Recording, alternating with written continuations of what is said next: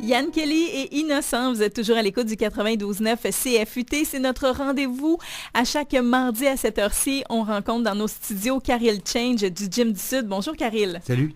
Alors aujourd'hui, on va parler entraînement, on parle nutrition également. La semaine passée, on s'est attaqué aux femmes. Cette fois-ci, on regarde du côté des hommes. Karil, comment ça se passe l'entraînement pour un homme?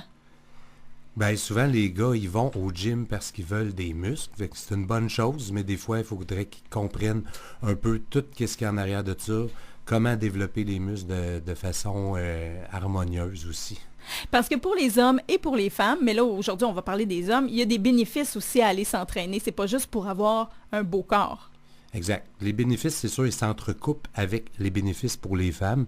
Donc, meilleure performance dans les sports, comme les gars qui jouent au hockey ou n'importe quel autre sport vont voir une amélioration dans leur performance et leur protection contre les blessures aussi dans les sports qu'ils pratiquent. Au travail, beaucoup d'hommes qui travaillent très physiquement. Exemple, la construction. Ils lèvent des grosses charges dans des positions pas avantageuses avec du stress. Si les muscles travaillent en harmonie pour faire ce travail-là, bien, ils ont moins de chances de blessures, puis aussi, ils vont être peut-être moins fatigués à la fin de leur journée. Ils vont mieux savoir comment forcer aussi. Il y a l'avantage pour le métabolisme, évidemment. C'est sûr, ça stimule un petit peu le métabolisme. C'est sûr que tu ne vas pas brûler des 500-600 calories de plus par jour en s'entraînant, mais le système marche mieux. Fait que normalement, il va quand même mieux gérer qu'est-ce qu'on mange. En général, là, vous, du côté du gym, les jeunes, les hommes qui viennent s'entraîner, c'est pour quelle raison? Surtout pour prendre de la masse musculaire, pour être gros, qu'ils disent, pour être le plus gros possible. Puis souvent, on va tomber dans le piège aussi de prendre le plus de poids possible, le plus rapidement possible. Mais de la masse musculaire, c'est long à bâtir. C'est sûr que la première année, un gars qui serait quand même assez mince, qu'on pourrait dire 140 livres, 150 livres, c'est la peau et les os, c'est sûr, ça se peut qu'ils prennent beaucoup plus de masse la première année, mais après ça, ça ralentit. Donc, tu sais, des fois, on dit « Ah, j'ai pris 20 livres en 3 mois ou en 2 mois », c'est sûr que c'est pas 20 livres de muscle. Il faut faire attention pour pas juste vouloir monter le chiffre sur la balance en se bourrant d'un peu n'importe quoi, puis en allant au gym, puis en se disant « Je bâtis du muscle ». C'est pas mal l'inverse des femmes, hein? Oui, c'est un peu exactement. Pour l'alimentation, puis le poids, ça balance. C'est l'inverse. Les femmes voudraient donc voir le poids baisser. Les hommes veulent voir le poids monter à tout prix. Mais il faut se fier plus au look. C'est vraiment le miroir, là, autant pour les hommes que pour les femmes. Est-ce qu'on aime ce qu'on voit? Est-ce qu'on a une progression dans ce qu'on voit dans le miroir? Et c'est quoi les erreurs communes pour les hommes, justement, quand ils vont au gym? Les mauvais choix d'exercice, ça va arriver souvent, ou juste faire toujours les mêmes exercices. Exemple, le fameux bench press du lundi. C'est un bon exercice, sauf que d'autres exercices sont excellents. Et aussi, il faut travailler les muscles qu'on ne voit pas dans le miroir, qu'on est porté à oublier des fois, comme le dos.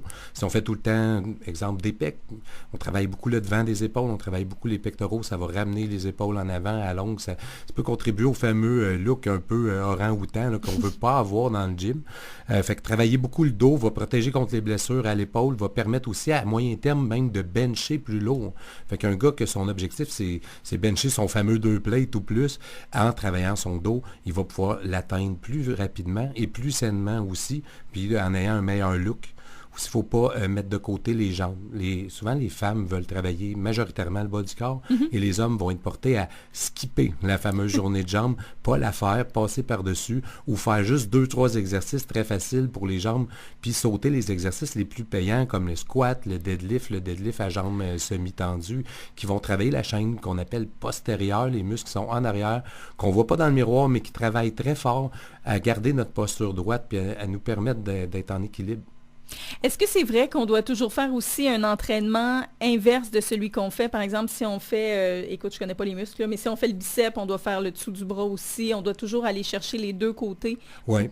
C'est une méthode qui s'appelle les alternances de muscles antagonistes. Donc, les muscles antagonistes, c'est ceux qui sont opposés un de l'autre puis qui ont des fonctions opposées. Souvent, dans les plans d'entraînement, on va travailler des alternances où on fait justement un exercice pour les biceps. On prend une petite pause, puis on s'en va tout de suite faire un exercice pour les triceps, puis on passe d'un à l'autre comme ça.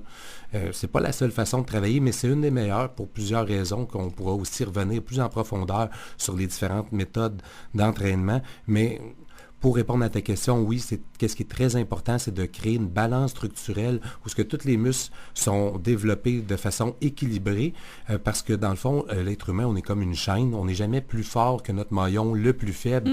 Fait que souvent, ça peut être la job aussi de l'entraîneur d'identifier les maillons les plus faibles et les renforcer. Et les hommes, des fois, sont peut-être... ils ont peur d'aller voir un entraîneur ou sont trop fiers pour aller voir un entraîneur. Ça vaut la peine de venir voir un coach. Parce qu'après ça, ils vont pouvoir donner des trucs à leurs amis, avoir plus de résultats, puis le look va venir beaucoup plus vite avec un encadrement. Ah, les hommes ont ce petit côté fier-là. Ils veulent pas aller se faire donner des conseils. Oui, ça arrive des fois. Est-ce qu'il y en a qui vous espionnent pour essayer de voir les exercices que vous donnez aux autres pour pas avoir à vous le demander, justement? Oui, ça, on voit ça souvent aussi dans les gyms, quand ça fait un certain temps que je coach dans un gym, que beaucoup de gens font mes programmes. Un moment donné, on se voit, on commence à voir ces exercices-là se répandre dans le gym avec des clients qui n'ont pas pris le programme. Et puis ça, je suis pas contre ça du tout. C'est le fun, même c'est flatteur pour moi. D'un autre côté, ils n'ont pas eu le rendez-vous avec moi où on va travailler la technique. Fait que des fois, ils vont imiter l'exercice, mais ils n'ont pas la technique.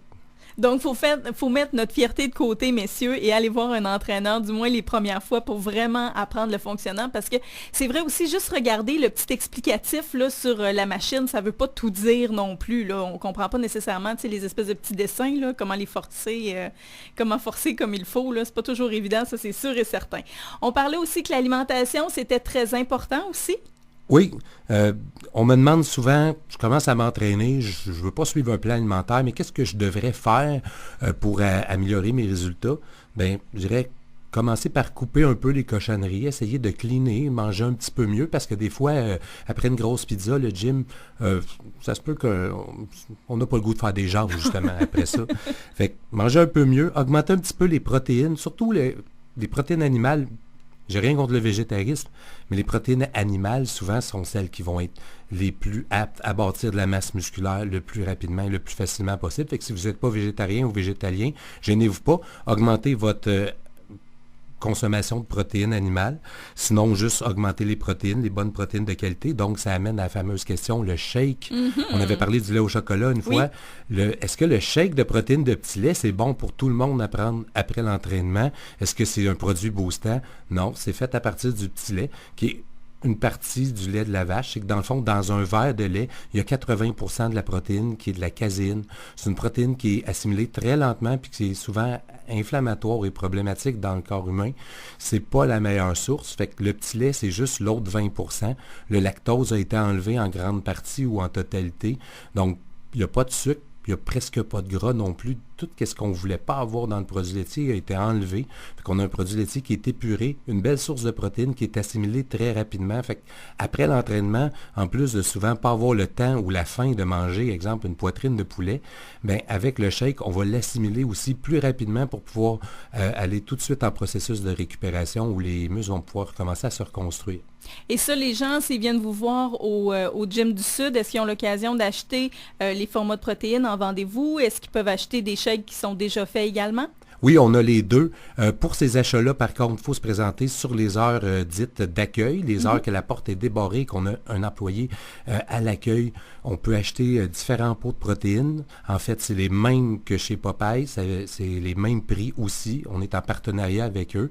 Mais on a aussi le bar santé et on peut vous faire des shakes maison avec des fruits, du jus ou même du lait d'amande sans sucre ou de l'eau. Et puis, on peut vous conseiller aussi sur qu'est-ce qui est le mieux à prendre pour vous. C'est très bien ça, parce que dans le fond, les gens, avant d'acheter une grosse bouteille, ils peuvent voir s'ils aiment ça aussi et essayer différentes saveurs, voir laquelle est la meilleure. Des fois, on en goûte puis on fait « pas sûr celle-là, mais au chocolat, ça va être plus intéressant » ou à fraise ou peu importe. Exactement, trouver la recette et la saveur qui nous convient, ça assure qu'on va être motivé de prendre notre protéine à chaque jour.